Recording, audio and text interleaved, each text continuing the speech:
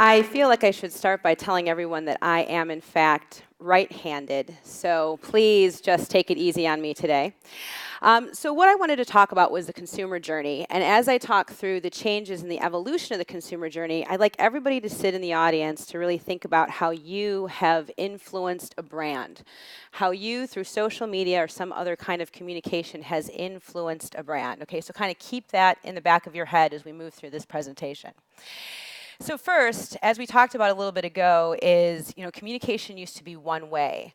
Brands had it pretty simple, actually. They'd come out and they'd communicate their value proposition and why they were so great and what they stood for.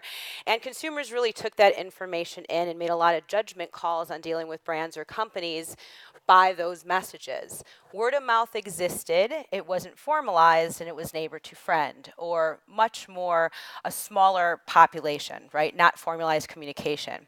Now what we have, when we look at today's environment, we just talked a lot about it, it's social media, right?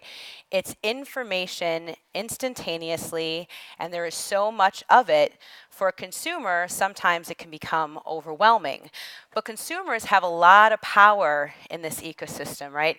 Very intricate and complex, but consumers able now to talk about a brand, talk about how well a product did or didn't perform. They're able to really put their voice out there, and not only is it not one-way communication, I wouldn't call it two-way communication. I would say it's millions of people talking about different brands at different times and really influencing those brands. So what I'm going to share with you today is a story about when I was at BP. And why this was important to me is although when I worked there, we knew that this was happening, we knew that this ecosystem was evolving, but we really didn't know how to impact it. And for consumers, what I recognize too is that there is an overwhelming amount of information out there, and information isn't all the same. Some you can really trust, there's a lot of opinion out there, but others it's hard to wade through it.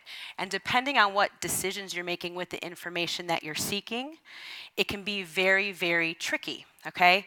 And consumers really lead the path of many of these brands and many of these products, and there's more control in consumers' hands today than there used to be.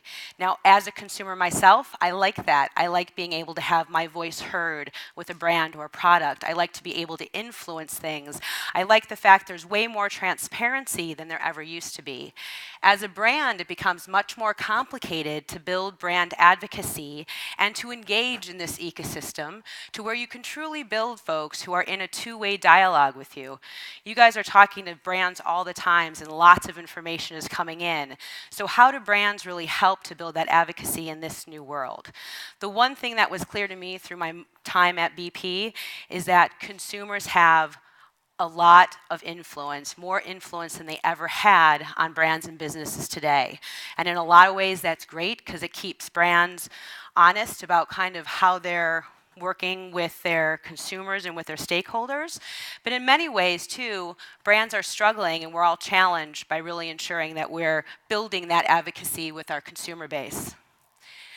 So prior to Cars.com, I worked at BP for 6 years. I started at BP and spent the first 4.5 years there building this advocacy I just talked about. What my role was there is I was responsible for all of the gas stations, marketing, advertising, PR, and communications in the US. I loved BP. We looked at what we were building with consumers as really trying to help people understand that our gas stations were a little better.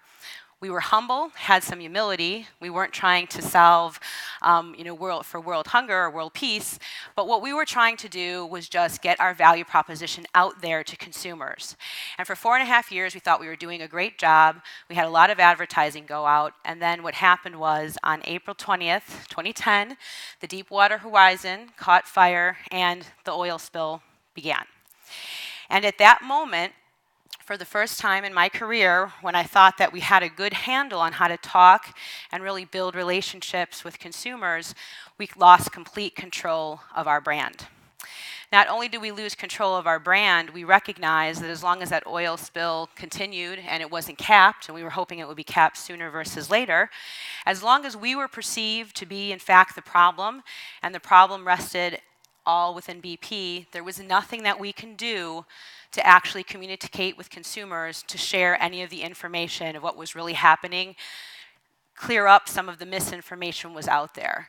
Basically, all that information started to perpetuate. Consumers started to talk about BP with whatever information they heard, and we had to sit back and kind of watch some of that take place. When you look at what happened, one of the things that I was very interested to see was a couple things. First of all, like I said, when you're part of the crisis, you really can't communicate to the public. But secondarily, that there was a lot of misinformation out there about the industry. People just didn't understand the industry. And one of the things we were kind of up against was the fact that people were boycotting BP sites. And you know what? This is an emotional issue, right? People are mad. They're mad that there's oil in the Gulf. We were all mad. We felt the same way. And what happened is they wanted to get back at BP, and they went to the gas station, started picketing, and really all those local gas station owners, they all owned and operated those BP sites. So our job really was to try to, in any way we could, communicate to the public that these are all locally owned and operated gas stations. And so we did that through a series of efforts at the gas station itself. But all this misinformation was spreading, and there was no way we can actually get anything out.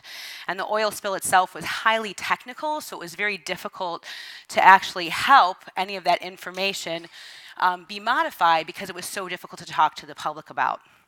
So this is where I cut my teeth and really learned my lesson about the importance of understanding how to influence consumers ahead of time and build brand advocacy.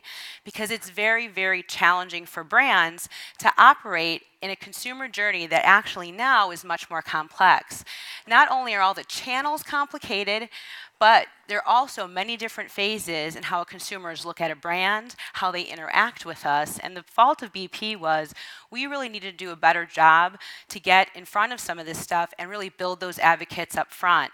And we didn't have enough of those advocates for us on the social front, really in the population, to help answer some of those questions and help get our story across. So that was the one lesson that I learned. And so I think the few things that I leave with this audience today is, information in general is great. As a consumer, it's great to have it all in front of you. But as a consumer, I too feel a bit overwhelmed. And how we actually communicate with brands and the information that we pull out, not all information is created equally. So as this journey continues to evolve, how do consumers and how do brands develop most effective relationships and two-way dialogues?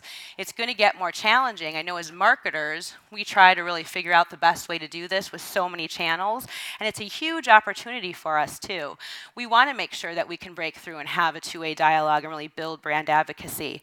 But for consumers, I think the journey will continue to get overwhelming, but it will continue also to reap big benefits as we look at all of the different ways that you can have communications with brands and really understand what they're willing to do for you. Thank you.